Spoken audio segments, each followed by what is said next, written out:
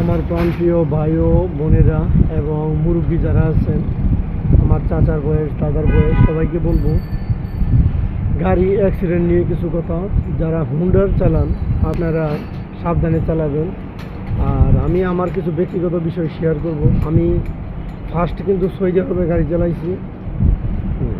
প্রথম একটা handle start হয়, তারপরে চালাইছি একটা 3 টনের পিক আপ, তারপরে চালাইছি একটা 5 টনের ট্রাক।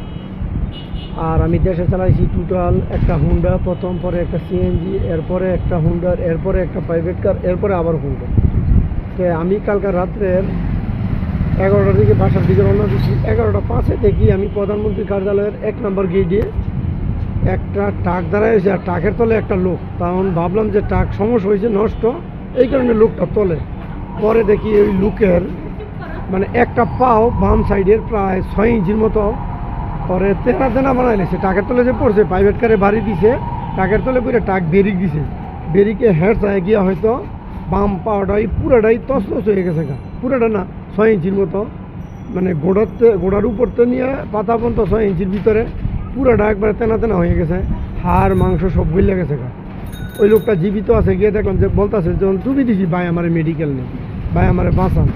এখানে পুলিশ আছে, সরকারি লোক আছে, কেউ বলে যে আমি অ্যাম্বুলেন্স কল করছি, কেউ দইরা টাকাতে বের হয় না, বের করতে পারতেছে না, বের করে না। কিন্তু আমি সে সাধারণ মানুষ, আমি ওনাকে বের করি নাই, বা আমার সাথে আর কেউ নাই। আর একজন পুলিশকে বললাম অল্প বয়সে যে আমি কী করবো, আমি সাধারণ পুলিশ। ওরা মনে হয় এসএসএফ।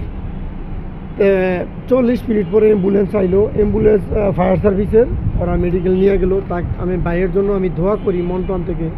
হয়তো এই গাড়িটা সোজা বা উল্টা আসছে, আমি জানি না।